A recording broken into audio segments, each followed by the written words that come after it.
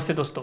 बात सालार की और डंकी की कर रहे हैं हम लोग, लेकिन शुरुआत करेंगे एनिमल से। संदीप मोंगा का जो इंटरव्यू आज देखा मैंने, उसमें उन्होंने कहा कि आर्ट, पैशन, लव और नौरस के आड़ में उन्होंने जो एनिमल का एक्सप्लेनेशन दिया है वो बहुत ही कमाल का लगा है मुझे। उन्होंने कहा कि एक तरीके का, मैं भी एक ऑडियंस हूँ और मैं भी ऑडियंस की तरह थिएटर में फिल्में देखता हूँ, लेकिन ये एक तरीके का वो मतलब एक आर्ट है जो मैं प्रेजेंट करना चाहता था और मैंने वो किया। कुछ चीज़ें मैंने फ़िल्टर करनी चाहिए थी, लेकिन मैंने वो फिर बाद में नहीं की, क्योंकि मुझे लगा कि सिनेमा है और सिनेमा के हिसाब से लोग लेंगे इसको। क्योंकि बहुत लोगों ने उनको रोस्ट किया, वो लिखा उनको कि ये एक साइको है, इसे डॉक्टर की ट्रीटमेंट की ज़रूरत है। उस पर भी उन्होंने क्लैरिफाई दे दिया कि पागल मैं नहीं हूँ, आप लोगों को ज़रूरत है जिन्होंने ऐसे कमेंट किए, तो आप हॉस्पिटलाइज हो जाओ। लेकिन बात हो नहीं है, अभी 2023 जो साल है, बात इसकी है, बहुत कमाल का है साल रहा है। इस साल ने 2023 ने जो जगह बनाई है फिल्म इंडस्ट्री के इतिहास में वो बहुत ही काबिल तारीफ है, क्योंकि इसने पुश किया है।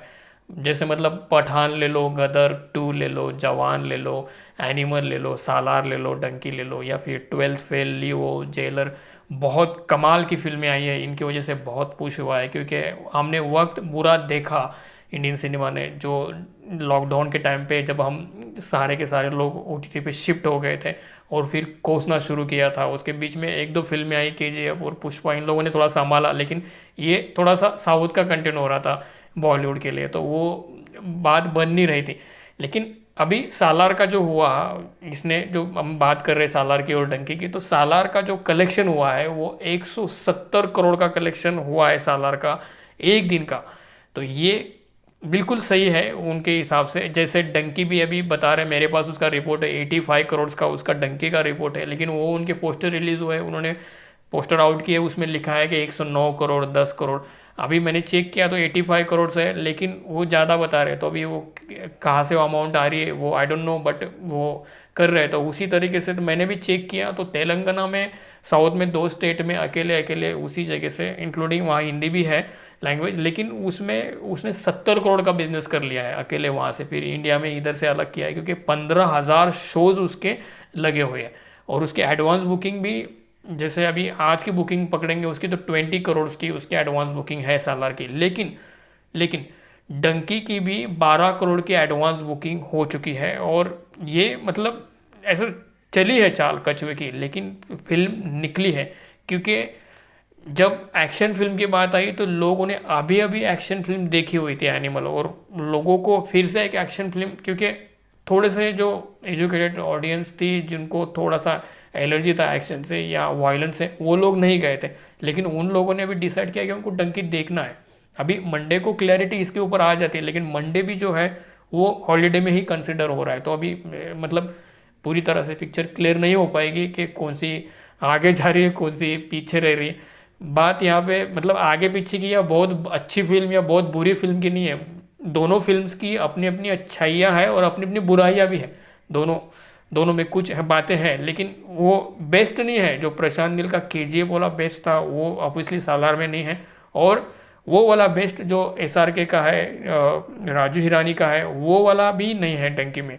है थोड़ा सा लंबी खींच गई है, थोड़े यहाँ पे बहुत ही लंबे खींच गए। इसमें जो इनकी एंट्री है हर बार मतलब किलो किलो का स्लो मोशन डाला हुआ, वो थोड़ा लंबा लंबा, ये थोड़ी बातें हैं, क्योंकि यही बातें लोगों को खटक रही है और वो बोल रहे हैं, जाहिर कर रहे हैं थ्रू आउट।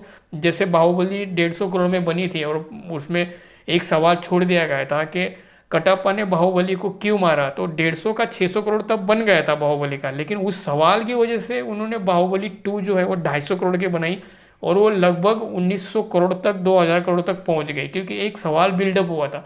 सालार में भी वही हुआ, सारे कैरेक्टर बिल्डअप किए गए, कहानी खींच दी गई, और एक सवाल छोड़ दिया गया कि सालार में देवा जो है, प्रभास खुद जानता है कि वो कौन है, ऑडियंस इसके बारे में सोच रही है। ये सवाल उन्होंने खड़ा करने की कोशिश की, लेकिन फिल्म जब कुछ लोग बोल रहे हैं कि यहाँ फेल हो गई, तो ये बात आगे निकल के ही नहीं आ रही, ये सवाल आगे हुआ ही नहीं।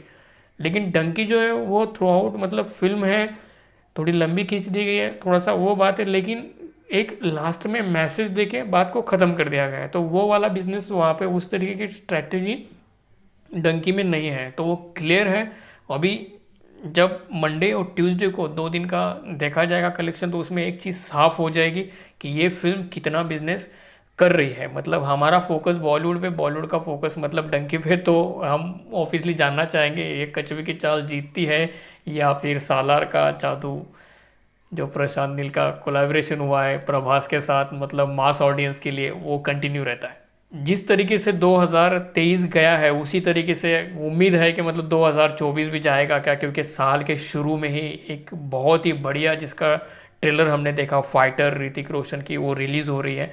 और इसकी वजह से थोड़ी सी और थोड़ी उम्मीदें लगाई जा रही है कि ये फिल्म एक बेहतर फिल्म साबित हो सकती है और शुरुआत 2024 की एक बेहतरीन तरीके से हो सकती है। तो देखते हैं कैसा रहेगा 2024।